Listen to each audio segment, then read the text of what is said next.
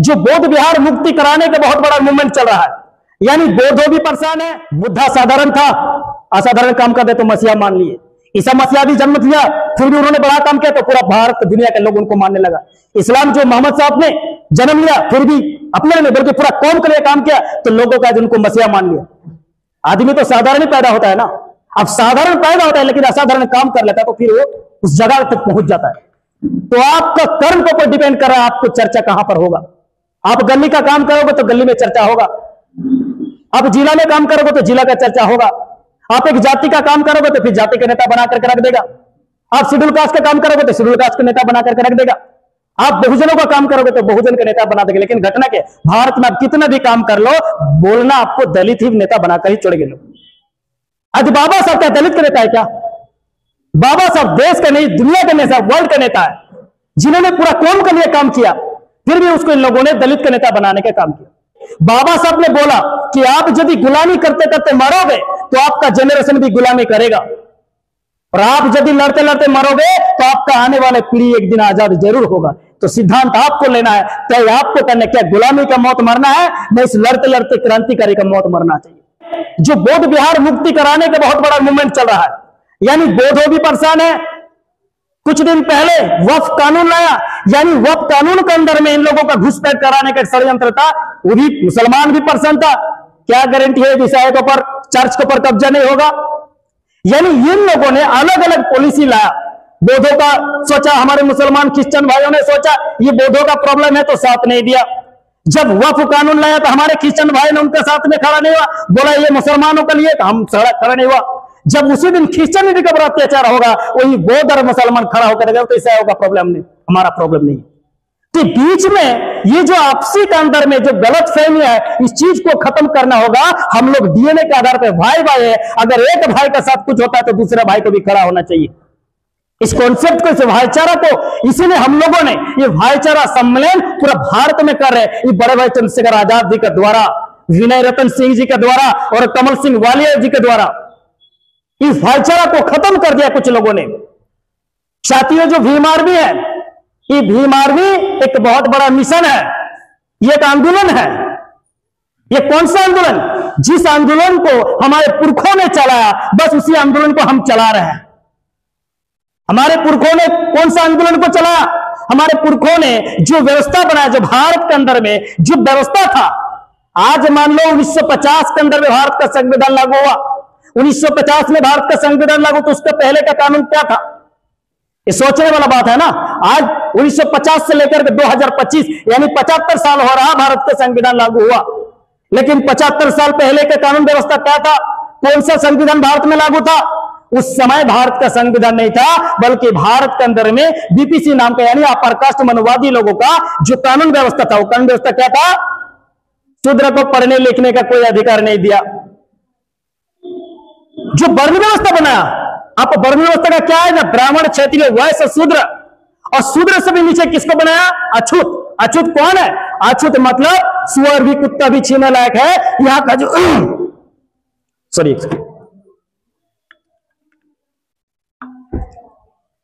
सुअर कुत्ता भी छूने लायक है, लेकिन यहाँ का डो, मोची, चमार, बावरी, हाड़ी, आदिवासी ये छूने लायक नहीं है। इसको अनटचेबिलिटी का श्रेणी में डाला, अछूत बनाया। तो ऐसे कानून व्यवस्था 1950 का पहले था, उस कानून व्यवस्था को बाबा साहब डॉक्टर अंबेडकर साहब ने खत्म किया। यानी वो जो कानून व्यवस्था उन लोगों ने बनाया, उसके तहत हमारे लोगों को पढ़ने का अधिकार से छीना, धन संपत्ति रखने का अधिकार से छीना, रोड पे चलने फिरने का अधिकार से छीना, सारा का सारा अधिकार छीना।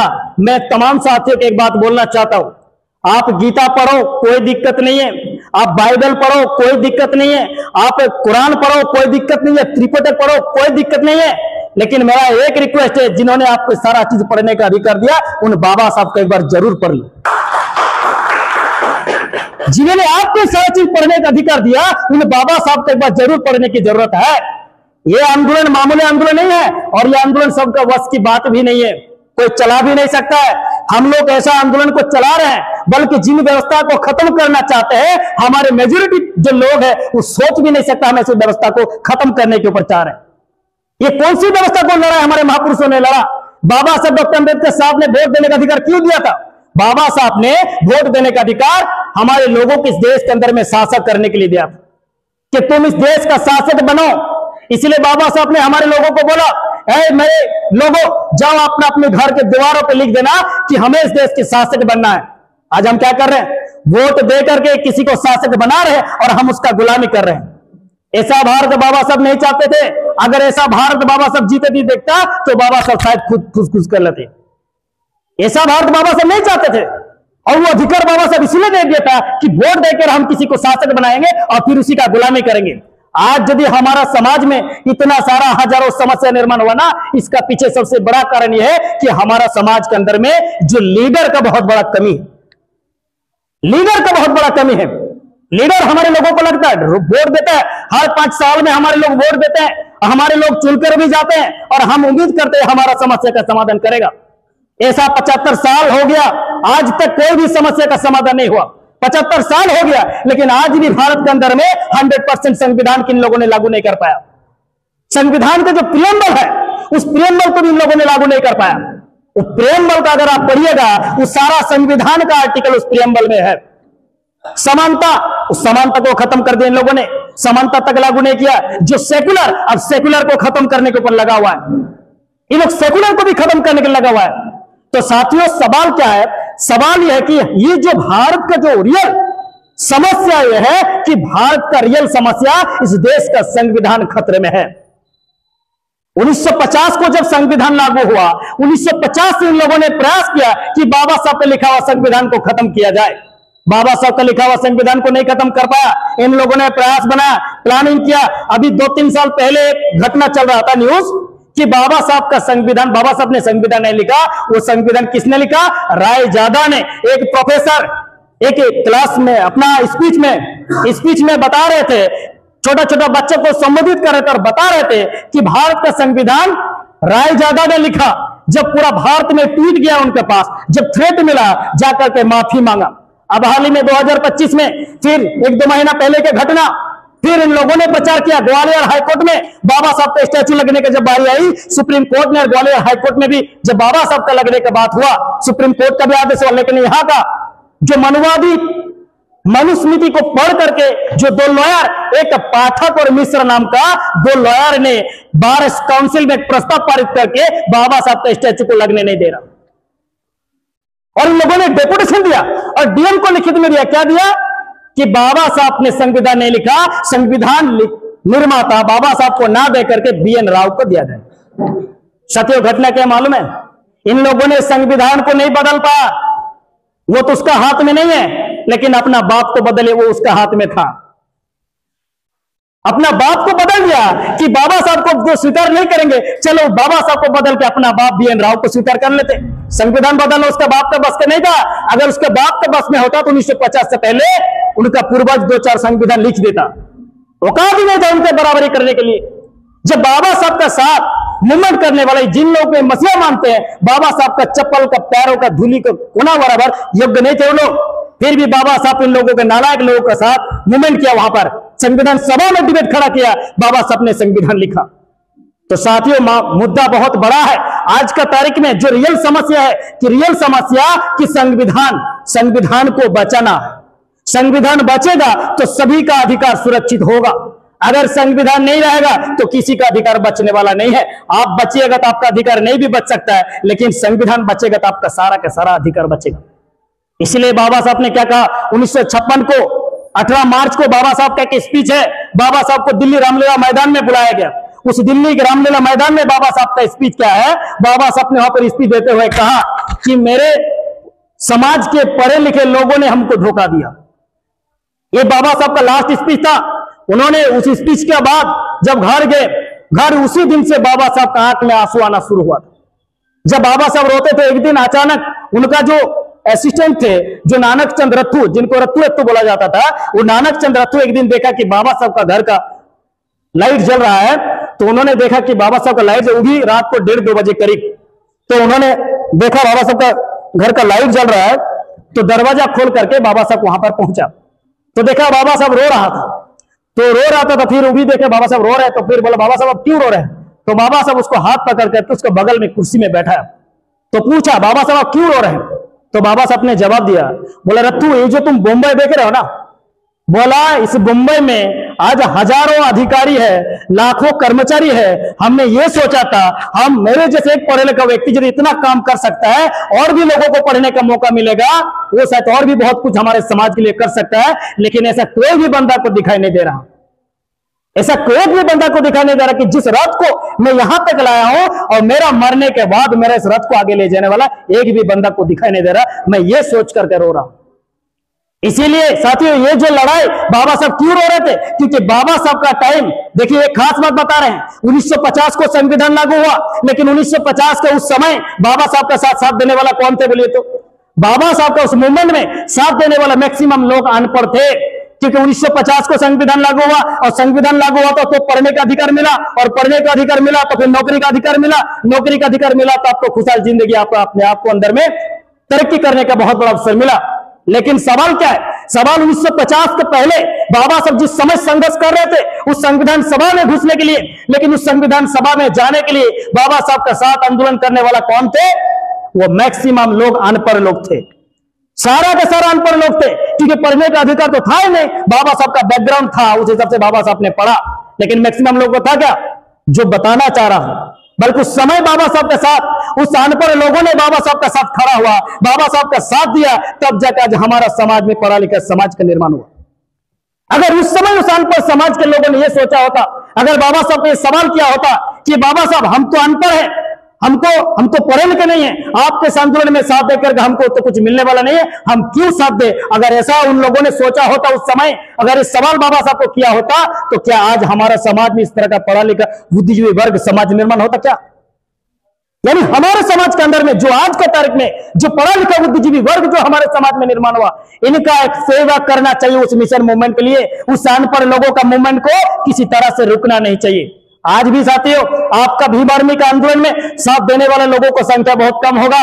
इधर जिंदाबाद मुर्दाबाद करो, जय श्री राम बोलो, उधर के मैक्सिमम लोग दिखाई देगा, वो आपका साथ भी नहीं देगा, लेकिन घर बैठे विरोध भी करेगा। उन लोगों को बता देना कि तुम इस आंदोलन में साथ दो या ना दो, क्योंकि कम से कम विरोध मत करना। क्यों? क्योंकि तुम्हारा गुलामी से छुटकारा देने के लिए आंदोलन चला रहे हम लोग। जिस गुलामी व्यवस्था के तुम खुद शिकार हो, उस गुलामी व्यवस्था से आजादी दिलाने के इस मूवमेंट को हम चला रहे हैं। और एक बात खास ध्यान रखिएगा, ये जो आंदोलन अब चला रहे हैं, जो लोग घर में बैठे हैं वो भी आपका वजह से सुरक्षित है, जो आपका विरोध कर रहा है वो भी इस आंदोलन की वजह से सुरक्षित है। इसलिए आज आंदोलन चल रहा है तो हमारा सांस भी चल रहा है। जिस दिन आंदोलन खत्म उस दिन हमारा सांस भी रुक जाएगा। जिस दिन आंदोलन खत्म उस दिन संविधान भी खत्म। जिस दिन संविधान खत्म उसका सारा अधिकार खत्म। अधिकार खत्म तो हमारा समाज का अधिकारिता का कोई सवाल ही पैदा नहीं होता। अगर अधिकार भी खत्म हो जाएगा तो हमारा समाज में अधिकारी कोई सवाल ही नहीं पैदा होता है। जब अधिकारी है, क्यों? क्योंकि हमारा संविधान में अधिकार है। संविधान का अधिकार का बदौलत आज हमारे समाज के अंदर में अधिकारी पैदा हुआ। तो बाबा साहब ने बोला ये जो रिजर्वेशन है ना, ये रिजर्वेशन समाज का रिप्रेजेंटेशन है। रिजर्वेशन समाज का रिप्रेजेंटेशन है। अगर हमारा समाज का कोई डॉक्टर या आईएएस आईपीएस अधिकारी कोई बन रहा है, कोई डब्ल्यूबीसीआई बीडीओ या डीएम एसडीएम कलेक्टर, ये सारा चीज यदि बन रहा है, वो उस समाज का रिप्रेजेंटेशन है, वो समाज का प्रतिनिधि है, वो समाज का बात रख सकता है। लेकिन हमारा अधिकारी कर्मचारी क्या करते हैं? मैक्सिमम ये मनुवादी का दलाल बनने का काम करते हैं। बहुत सारे कम ऐसे अधिकारी दिखाई देता है जो समाज के बारे में सोचता है, सोचता तक नहीं है, करने तो दूर की बात है, सोचता तक नहीं है। तो साथियों ये जो भीम आर्मी है, इस भीम आर्मी का मिशन और मूवमेंट को समझना होगा। मेरा कार्यक्रम कंटिन्यू कार्यक्रम चल रहा है, मेरा बहुत बिजी शेड्यूल है, आप लोगों को पता होगा, बहुत सारे लोग जो सोशल मीडिया उनको पता है। ये प्रोग्राम पूरा बंगाल में चल रहा है। ये 2 तारीख मेरा नॉर्थ 24 परगना में प्रोग्राम था। आज आपका 9 तारीख आपका पश्चिम बर्धमान जिला में प्रोग्राम हो रहा। कल 10 तारीख बांकुड़ा में मेरा प्रोग्राम है। 11 तारीख दिल्ली के लिए रवाना हो रहा है। 12 तारीख मेरा दिल्ली में प्रोग्राम है, वहां जा रहे, सेंट्रल का प्रोग्राम अटेंड करना पड़ेगा। 13 तारीख रिटर्न आ रहे हैं। 14 तारीख फिर मेरा बीरभूम में मीटिंग है। 15 तारीख को साउथ 24 परगना में मीटिंग है। 17 तारीख को मुर्शिदाबाद में मीटिंग है। फिर 24 तारीख को स्टेट लेवल का कैडर कैंप हो रहा, वहां पे सेंट्रल आदमी आएंगे, उसका तैयारी भी कर रहे हैं हम लोग, उसमें भी हम सब लोग अटेंड करना है। फिर 31 तारीख सोच रहे दूसरा जगह, अभी उसका अपॉइंटमेंट फिक्स नहीं किया गया। ये कंटिन्यू मामला है। आप जिम्मेदारी लेकर के घर में बैठ सकते हो, लेकिन हम बैठ नहीं सकते। दुनिया में रॉकेट सबसे ज्यादा तेज भागता है, क्यों जानते हैं? क्योंकि जिसका पीछे आग लगा हुआ रहता है वो सबसे तेज भागता है। आज हमने पढ़ा महापुरुषों का मूवमेंट को। आज इस देश का वास्तविक जो परिस्थिति है वर्तमान, उस वर्तमान परिस्थिति को हमने देखा। इसीलिए हम ये चाह रहे हैं कि बंगाल में हर जिला के अंदर में भीम आर्मी का एक बहुत बड़ा मूवमेंट खड़ा हो, क्योंकि एक प्लेटफॉर्म चाहिए। लोगों का बात रखने का जगह तक नहीं है, बात रखने का कोई जगह तक नहीं है। आपको पता है ये जो एनआरसी के नाम पर आज हमारे जो बताया जा रहा है कि मुसलमान, अफगानिस्तानी, बांग्लादेशी, पाकिस्तानी सारा जो उनको निकलने के लिए जो कार्यक्रम किया जा रहा है एनआरसी का माध्यम से, लेकिन अब जानिए मैक्सिमम बांग्लादेशी, पाकिस्तानी का नाम पर हमारे लोकल लोगों को कई जगह पर तकलीफों का सामना करना पड़ेगा। कई जगह पर इस तकलीफ का सामना करना पड़ेगा। बहुत लोगों को इस चीज का जानकारी नहीं है। आज कहीं पर रेप होता है ना, कहीं बलात्कार होता है, वहां यदि 2 आदमी खड़ा नहीं हो पाता ना, तो यहां पर लगता है, मेरा कम से कम बहुत ज्यादा लगता है। आज जो रोड में आपको दिखाई देगा पूरा भारत में, जो झोपड़पट्टी में जो निवास करने वाले जो लोग हैं ना, किसी का गले में जनेऊ दिखाई नहीं देगा। आपको दिखाई देता क्या? जितने भी झोपड़पट्टी दिखाई दे, रेलवे पटरी में हो या कहीं पर बस्ती मोहल्ला में, नदी का किनारे में, जहां पर झोपड़पट्टी बस्ती दिखाई देता है, किसी का गले में जनेऊ दिखाई देता है क्या? जो आपका घर में भीख मांगता है जो बच्चा, उसका किसी का गले में जनेऊ दिखाई देता है क्या? ये सारा का सारा हमारा है भारत में, सारा का सारा हमारा खून है। चीज को देखते ना तकलीफ होता है। हम उसके जगह पर अपने आप को रख करके सोचते हैं, अगर उस जगह पर हम होते और इस तरीके के यदि घूमते फिरते तो पता नहीं कैसा लगता होगा उस जगह पर। जिस दिन आप लोग उनके जगह पर अपने आप को रख करके देखिएगा ना, तब समझ में आएगा भारत का असली पिक्चर क्या है। भारत का असली पिक्चर क्या, तब आपको समझ में आएगा। इस देश में दिन प्रतिदिन भूखा कितने लोग मर रहा मालूम है? दिन प्रतिदिन जो मेडिकल स्वास्थ्य में देखिए, जो बिना ट्रीटमेंट का कई लाख लोग डेली मर जा रहा है। भारत का 5000 बच्चा रोज मर जाता है। मैक्सिमम हमारे लोग हैं वहां पर। थोड़ा बहुत 2 वक्त का खाने को मिल जाता है ना हमको, तो लगता है राम जी ने कृपा किया, या ईश्वर भगवान ने हमको दिया। अगर थोड़ा बहुत मिल जाता है, कुछ नहीं, आपको राज करने के लिए थोड़ा बहुत 2 वक्त का रोटी दिया जा रहा है। क्योंकि अगर यहां का प्रजा खत्म हो जाएगा तो राजा राज करेगा तो किसके ऊपर करेगा? जिंदा लाश बना करके रख दिया हमारे लोगों को। इस व्यवस्था को परिवर्तन करना चाहिए। बाबा साहब ने बोला कि आप यदि गुलामी करते करते मरोगे तो आपका जनरेशन भी गुलामी करेगा, और आप यदि लड़ते लड़ते मरोगे तो आपका आने वाला पीढ़ी एक दिन आजाद जरूर होगा। तो सिद्धांत आपको लेना है, तय आपको करना, क्या गुलामी का मौत मरना है, नहीं इस लड़ते लड़ते क्रांतिकारी का मौत मरना चाहिए। रास्ता बहुत कठिन है, इतना आसान रास्ता नहीं है, बहुत कठिन रास्ता है, कोई चल भी नहीं सकते इस रास्ते पे। लेकिन आज इस रास्ते पे यदि हम लोग चल रहे हैं, इस रास्ते पे यदि हम लोग बना रहे हैं हमारे लोगों के लिए, तो ये मामूली आदमी भी नहीं आप लोग, तो साधारण आदमी भी आप लोग नहीं हो, इतना जान लीजिए। और साधारण आदमी साधारण काम करता है, और असाधारण आदमी असाधारण काम करता है। आदमी असाधारण कब होता है? जब साधारण आदमी असाधारण काम करता है, वो असाधारण हो जाता है। बुद्धा साधारण था, असाधारण काम कर दे तो मसीहा मान लिए। ईसा मसीहा भी जन्म लिया, फिर भी उन्होंने बड़ा काम किया तो पूरा भारत दुनिया के लोग उनको मानने लगा। इस्लाम जो मोहम्मद साहब ने जन्म लिया, फिर भी अपने नहीं बल्कि पूरा कौम के लिए काम किया, तो लोगों का उनको मसीहा मान लिया। आदमी तो साधारण ही पैदा होता है ना। अब साधारण पैदा होता है लेकिन असाधारण काम कर लेता है, तो फिर वो उस जगह तक पहुंच जाता है। तो आपका कर्म के ऊपर डिपेंड कर रहा है आपको चर्चा कहां पर होगा। आप गली का काम करोगे तो गली में चर्चा होगा, आप जिला में काम करोगे तो जिला का चर्चा होगा, आप एक जाति का काम करोगे तो फिर जाति के नेता बना करके रख देगा, आप शेड्यूल कास्ट का काम करोगे तो शेड्यूल कास्ट के नेता बना करके रख देगा, आप बहुजनों का काम करोगे तो बहुजन के नेता बना देगा। लेकिन घटना के भारत में आप कितना भी काम कर लो, बोलना आपको दलित ही नेता बनाकर ही छोड़ेंगे लोग। आज बाबा साहब का दलित का नेता है क्या?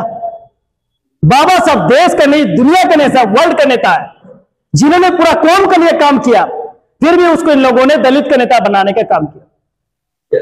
तो आपका सोच बड़ा होना चाहिए, जितना बड़ा आप सोचोगे उतना ही बड़ा करने का काम कोशिश आप करोगे।